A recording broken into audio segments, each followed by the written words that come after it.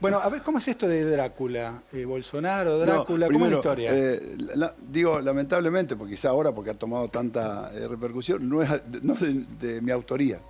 Porque me estaban preguntando por el tema famoso del affair, de lo que sucedió ayer en el partido, y cuando me preguntan sobre el tema de Bolsonaro, en que en realidad es el hijo de Bolsonaro el que sale a tuitear Sí, muy del fuerte. tuit.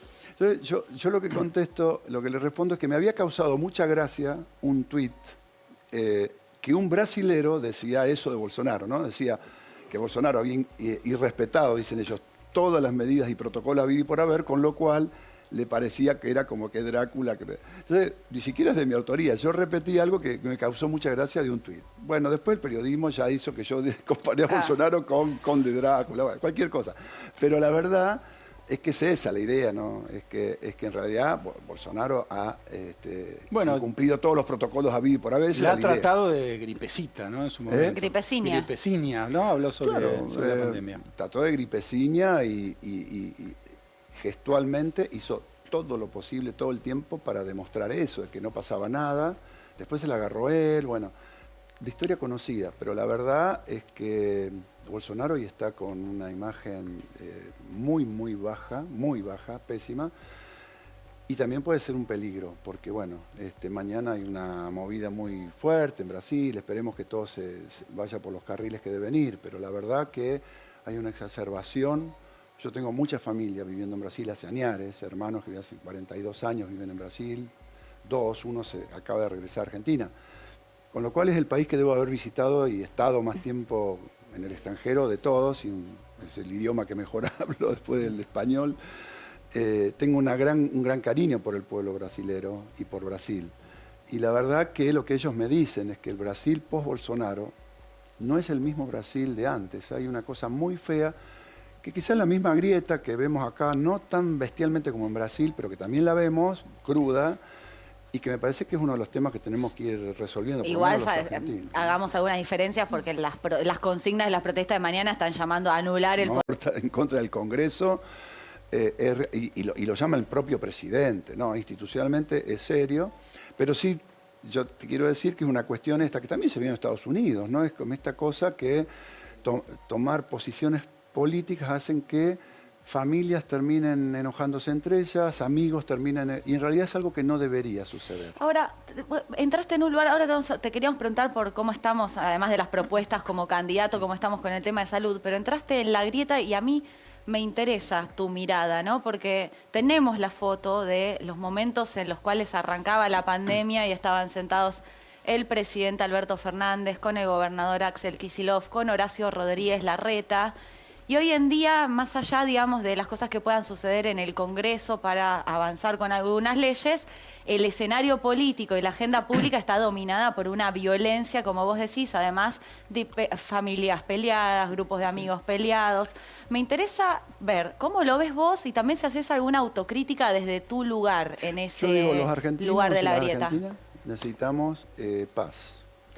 Y más después de una pandemia que acá por ahí trata de minimizarse, pero es el peor desastre, no solo sanitario, económico, social, de los últimos 100 años.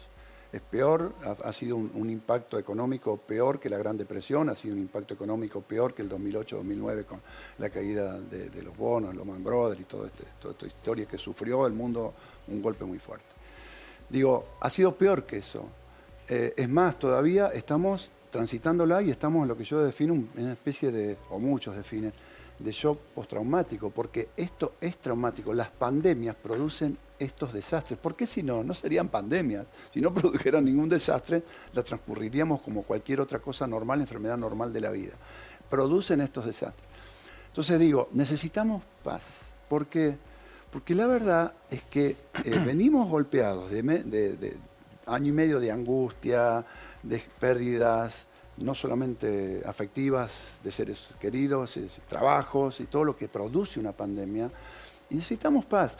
Y yo creo que eso se podría lograr si decimos, a ver, acá hay una agenda de temas importantes, saquemos el chusmerío de al lado, porque la verdad que si no es todo lo mismo, ¿no? Da lo mismo discutir el tema del chusmerío, o es que se quiere discutir el chusmerío para no discutir los temas importantes. En economía, ¿qué vamos a hacer con la restricción cíclica externa de divisas? ¿Qué vamos a hacer con la inflación? ¿Qué vamos a hacer con el bimonetarismo argentino? Pero, perdón, te quiero preguntar sobre la grieta porque en algún momento Carly Bianco tuvo expresiones diciendo, después dio marcha atrás y lo explicó, pero no fue la primera vez que se escuchó algo desde el gobierno de la provincia de los muertos del COVID, la oposición tiene algo que ver por la postura de un ala del... Lo que nosotros digo, estamos ¿eso diciendo, también nos fomenta la grieta? Bueno, ¿sabés qué es lo que pasa? Nosotros tenemos una situación en la cual a diario nuestro gobierno nacional y nuestro gobierno provincial es atacado brutalmente, pero brutalmente, por los medios masivos de comunicación más importantes del país. Se arregla una deuda en la provincia que es un hecho histórico, que impacta en los ADR, impacta en el gobierno de la ciudad, puede pasar cualquier cosa y se tapa, y cualquier cosa que pasa en la provincia no solo se tapa, sino que se inventa. Entonces uno lo entiende. Ahora, es todo el tiempo, ¿no? A nosotros, a nuestro gobierno provincial y a nuestro gobierno nacional los maltratan terriblemente. Nosotros decimos, no sé si ese periodismo va a poder cambiar y hacerse más objetivo, aunque sea una mirada de derecha, que está muy bien, pero si podemos volver a construir, no lo sé a esta altura del partido. Sí sé que los ciudadanos necesitamos salir de este enfrentamiento de exterminio Ahora, del adversario político. No podemos seguir así. te pregunto una cosa concreta. Termino la idea. Podemos poner en agenda los grandes temas.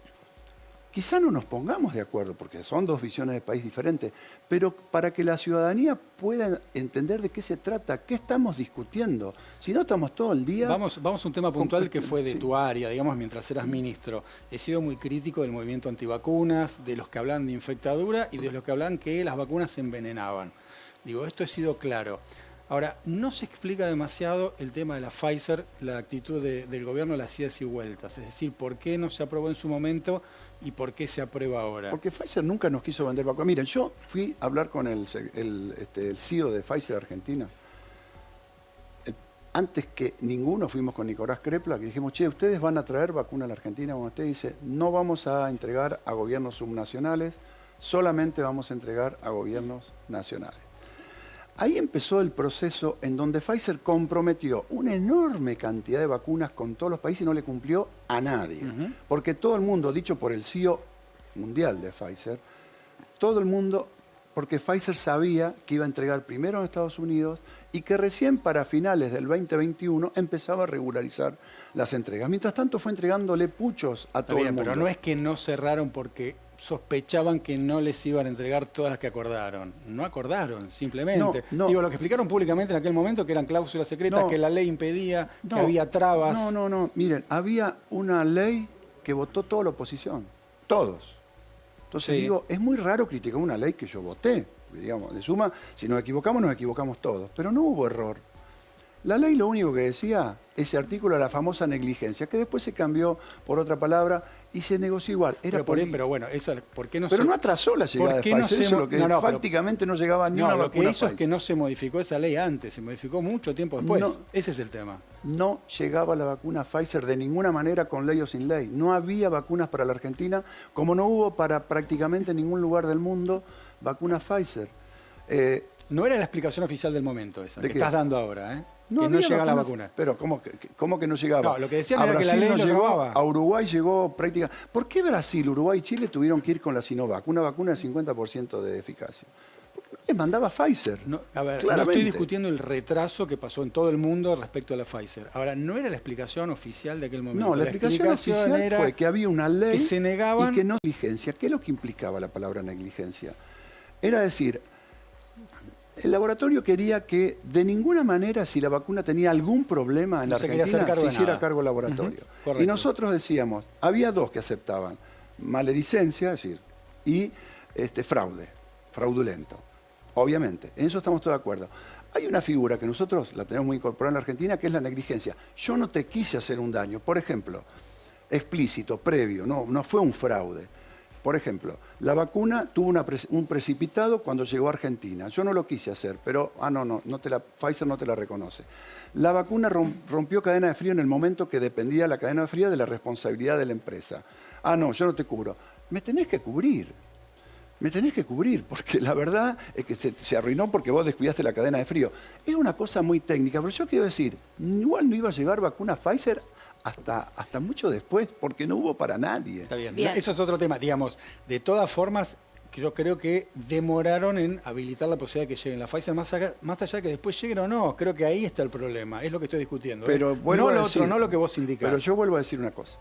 En el mundo, cada país fue haciendo lo que pudo en un mundo muy hostil en cuanto a que es un bien muy demandado y obviamente con poca oferta. Cada uno hizo lo que pudo, hizo lo mejor que pudo. Fueron por los contratos que mejor pudo y en el momento que mejor pudo.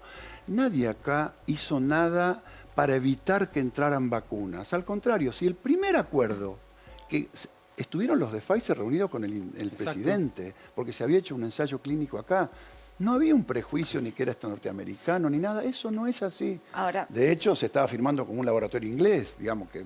¿Qué Con prejuicio AstraZeneca. podemos tener? Goyan, hablando un poco también de la pandemia y de lo que se hizo en el contexto de pandemia, ¿hace alguna autocrítica con respecto a lo que las decisiones que tomaron con respecto a las clases en la provincia de Buenos Aires? Y hubiese aumentado la mortalidad y la cantidad de casos. O sea, Francamente. para ustedes, si vuelven Pero- para atrás con el pero, a ver, auto de volver al pasado, no, digamos, en pero vez yo del digo una futuro, cosa. hacen lo mismo. Nosotros las decisiones, yo todavía coordino, yo no me fui de la pandemia, ¿no? Estoy en candidato, pero lo único que me dejó el gobernador, coordinando todo el grupo de expertos y formando parte del comité de emergencia. Tenemos los mejores expertos del país que son reconocidos mundialmente, los podemos traer, los podemos mostrar. Yo no sé del otro lado dónde sacan las cifras, los que decían que no produce daño. Lo que sí sé que tenemos cifras tremendamente contundentes de que sí, pero no el tema, no se mide en una pandemia qué cuota parte le tocó a estar en la escuela, adentro de la escuela y qué no. En la provincia de Buenos Aires, movilizar en pleno pico 3 millones de chicos del conurbano era movilizar 5 millones de personas en un momento de pico, en donde fue todo el mundo a la escuela, porque no iba todo el mundo a la escuela. Aún así, los datos, todos los indicadores, demuestran de que por algún motivo, y más allá que hay que hacer una corrección porque es una población más envejecida, acá pasó algo diferente al resto de las provincias. ¿Ustedes siguen viendo que había contagio, si había riesgo de contagio si los Pero chicos se obviamente, movilizaban a las escuelas? O sea que obviamente, tomarían la si misma en el pico decisión. nosotros movíamos 5 millones de personas en colectivos, en micros, como fueran. Eso, pero es de manual. Yo, además de ser especialista en salud pública y tener 2 posgrados, soy epidemiólogo, hice el posgrado de epidemiología. Es epidemiología básica. Si en un momento crítico, en donde vos tenés picando los casos así, metés 5 millones de personas más a moverse, pero obviamente que vas a tener más casos. Es Ahora, ¿no imposible se que alargó ocurra.